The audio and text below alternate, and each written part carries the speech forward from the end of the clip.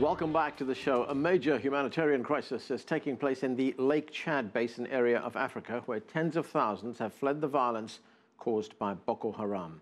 Joining us now from Munich is Etah Ewane. He is a professor of international relations and an expert on Sub-Saharan Africa. Also with us from Nairobi is Richard Moncrieff. He is the Central Africa Project Director for the International Crisis Group. Welcome to both of you to the show. Etah Ewane, let me start with you. You know this region very well, northern Nigeria and the Lake Chad region. This is not a region that's easily accessible, and it's, of course, made more insecure by the Boko Haram attacks. How much of a factor does this play in seeking out some solution to this crisis? Yeah, thank you. First of all, thank you for the invitation. And like you rightly put it, especially the northern part of Nigeria, it's not easily accessible. And this is exactly the area where Boko Haram originated from. The northern part of Cameroon as well, where Boko Haram is having most of its activities, it's also not really accessible. Yeah, why they came to this area, it is obviously because of the low levels of development in these areas. Most of the governments in this area have created a vacuum that Boko Haram is actually comfortably occupying at the moment.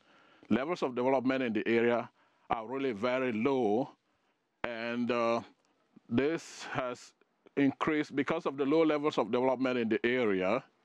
The governments have created a situation in which all the aspirations of the young people in the area have sunk into an abyss of hopelessness, and while at the same time increasing the attractiveness of Boko Haram.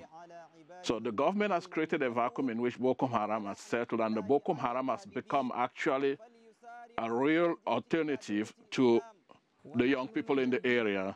Boko Haram is offering jobs to these people and pay remunerative employment, something most of the governments in the region have not been able to do.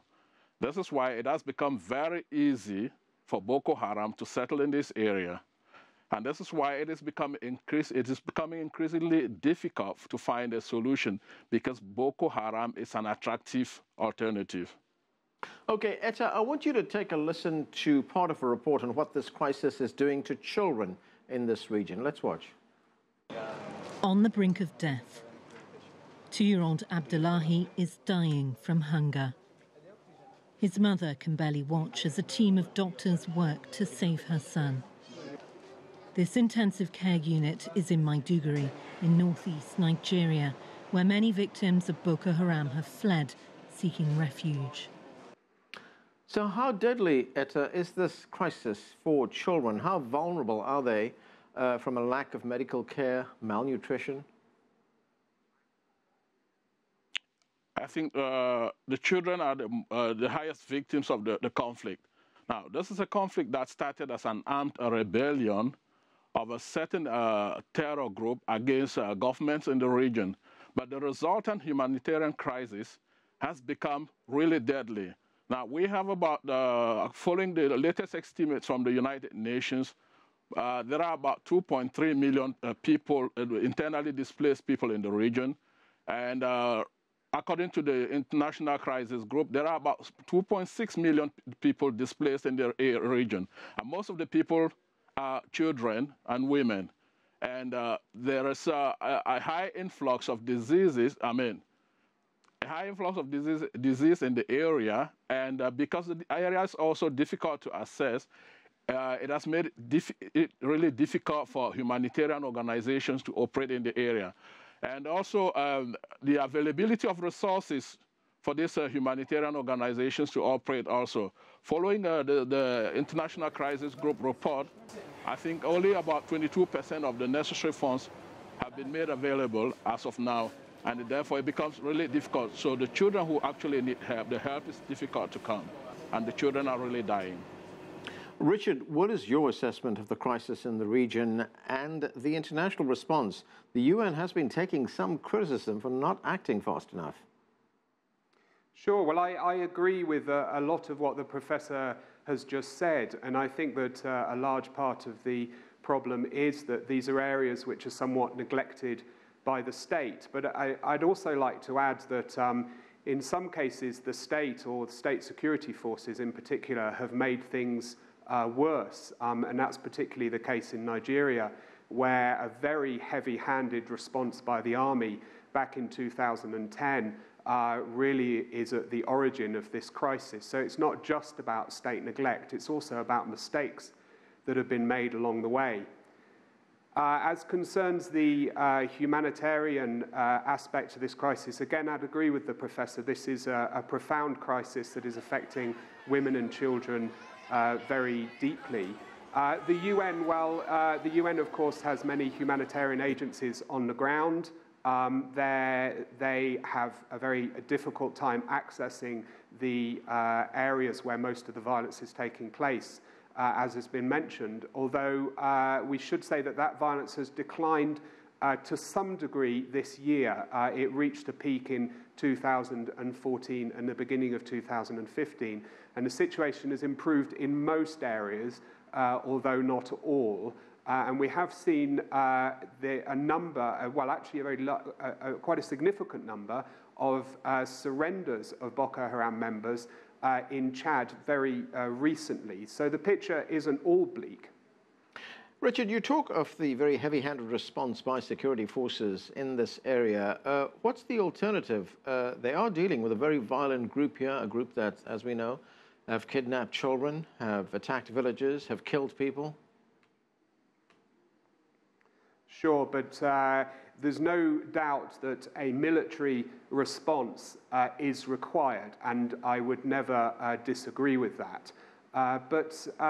You know, if you, as an army, go into villages and start shooting people without arresting them, you lock hundreds, if not thousands, of people up with very little hope of a trial. What happens is you build a resentment in the population, and that resentment can be part of the reason that groups like Boko Haram can then grow. So I really, I don't disagree with a military response. It is a necessary part of the equation, but it's no good sort of attacking all guns blazing.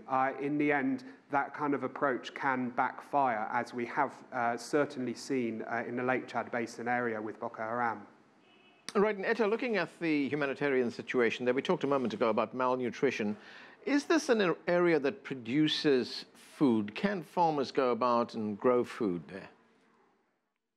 Yeah, it's difficult for farmers to grow food because of the increasing insecurity. But before I continue on this, I think I would like to come back on the point just made by Richard, because I know there's been a lot of criticism about the way the army has been handling this crisis.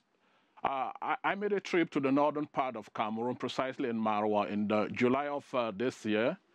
And I had the opportunity to see for myself how things have been evolving. I think the reaction from the military has been largely a result of increased frustration amongst the military men. And this is because the Boko Haram has changed its tactics over the years. They've resorted to using children and frustrated young people now as suicide bombers. So now the army is dealing with an enemy who is not known, and it becomes difficult for the army to lead the combat. So everyone becomes a suspect in the region. Of course, I'm not saying that the army is I'm not supporting everything the army is doing, and I share the same opinion with Richard. It's not, the solution is not only military.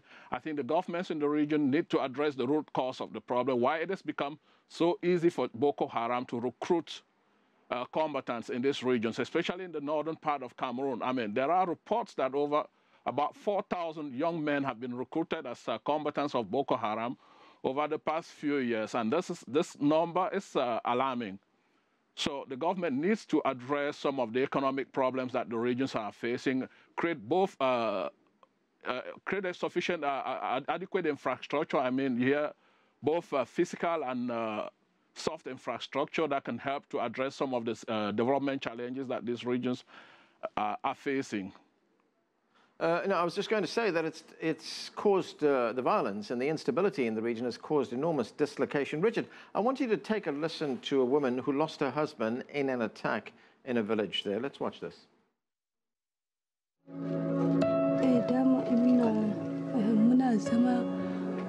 wataran kullum sai shiga gefe-gefen gari haka suna kakashe mutane, suna shiga da ɗaya suna kakashe mutane.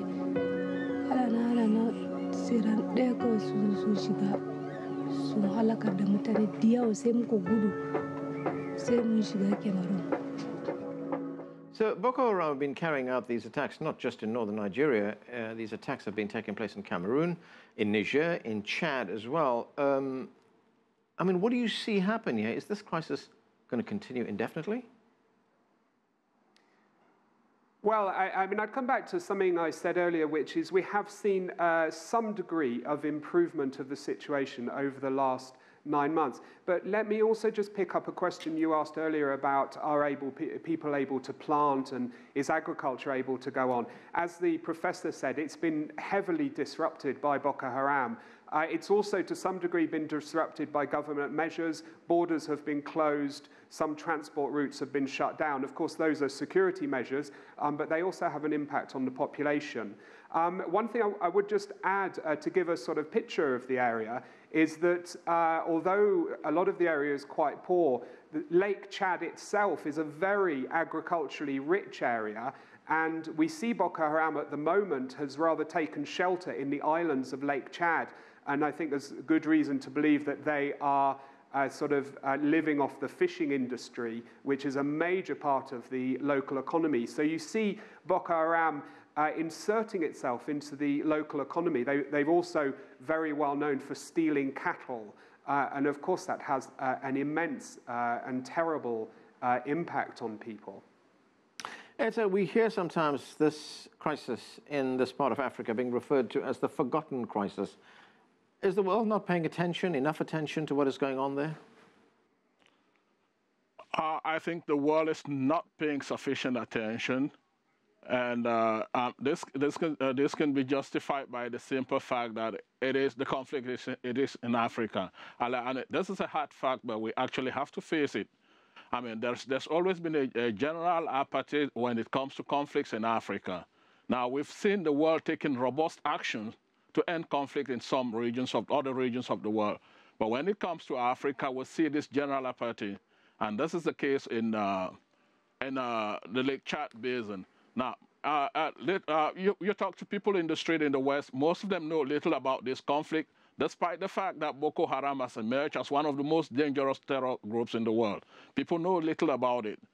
And also to come back to the question on agriculture, I just wanted to add that the Lake Chad serves also as a source of irrigated agriculture in the region.